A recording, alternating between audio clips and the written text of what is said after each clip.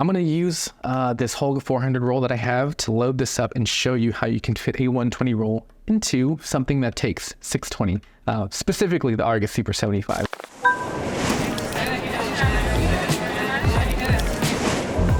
This is my little Argus Super 75. It is a fairly old camera. I believe it came out around the 50s or 60s. I'm not 100% sure. Somewhere in that window. It's a TLR-ish. It's not a true TLR camera. It uses two lenses, but it doesn't. This top lens isn't anything special. It doesn't focus. It doesn't do any of that stuff. It's basically for composition, and the rest is just zone focus. The neat thing about this, though, it does take an old format of film that doesn't necessarily. It's still made, but it's a little bit more tricky to get a hold of as far as stock options go. So it uses 620 film, which comes on this spool here, which is not that much bigger, or actually really not any different than a 120 film. The only difference is it's a little bit wider in the bigger parts here, the ends, than 620 film, which causes a little bit of a problem loading 120 film into this. Meaning you can't, but with a little bit of hacking, or some literal hacking if you will, we can kind of fit 120 into this camera, so you can shoot all the fancy new stocks that are coming out nowadays, like Kodak Gold 200. Let's switch. I'm going to show you how to change this to fit more of this style to fit in here. Really, the biggest problem is just these pieces right here. They're just a little on the bigger side compared to 620 film, so it won't fit directly into the camera, which is not the biggest of deals. We can make it work pretty simply by trimming everything down with just normal set of nail clippers here. So this is my dedicated 620 film converter set. So it sits with all my film stuff just for this, and I'm going to show you how we do that. So basically what you're going to do is you're going to clip off the very ends of it right there. So here's one that I have already kind of cut down, and this one fits as it should, just like so. So with that one already cut and ready to go, we're just going to keep it in there, and that's going to be our take-up roll or our take-up spool. And we're going to trim this down so we can fit it in the feedy bits of the bottom. The way this works is you feed the film roll here, run it through, feed it up to the top, roll it up, and then close. But let me show you right quick how this works. What we want to do is we want to trim this down as much as we can without clipping it over the film, because if we do that, we're going to expose the edges of the film, potentially exposing more of the film, which we don't necessarily want. A little bit's okay because it's a lo-fi camera. It's not, top of the line by any means, but it's a fun little camera. But we don't want too much. We don't want to expose the whole roll. We don't want to risk any of that. So we're just going to kind of carefully trim. So what I like to do is just push it right against the edge there and then kind of clip down. So here's the first one, right like so. Maybe not so far. I'm going to bring it in just a little bit just to be safe. So right around there. It's going to take a little bit of force, and don't do this while you're looking straight at it. So maybe like some safety glasses might be a good idea.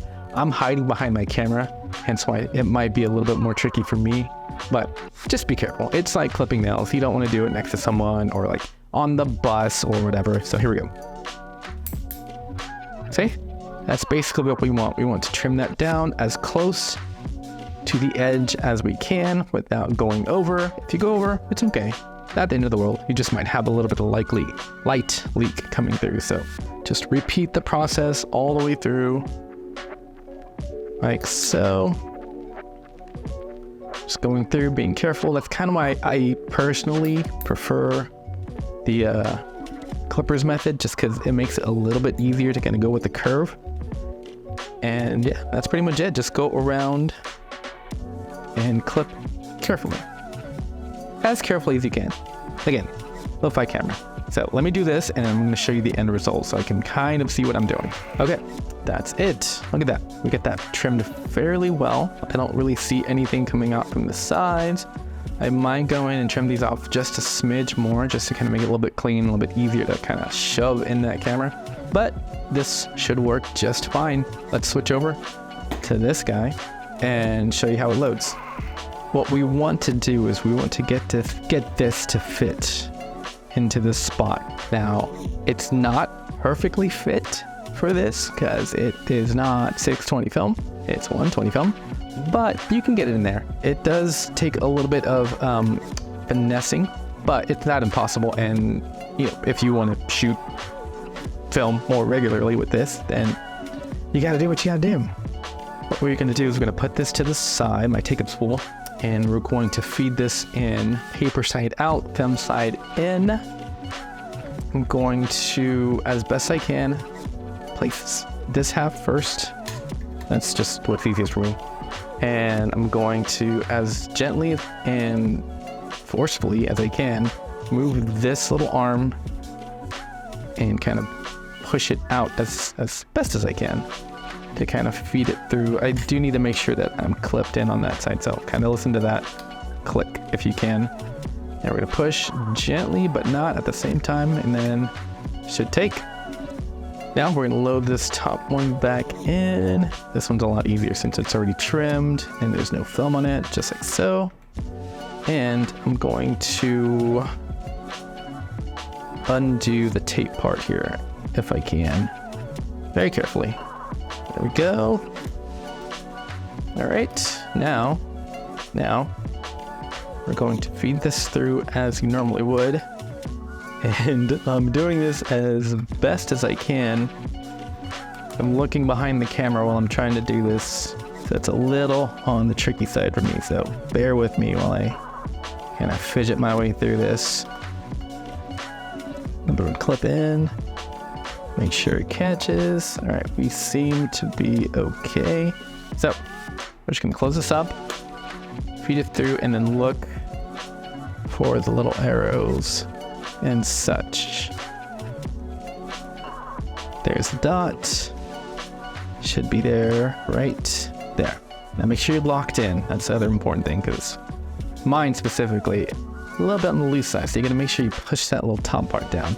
But that's pretty much it. You are good to go.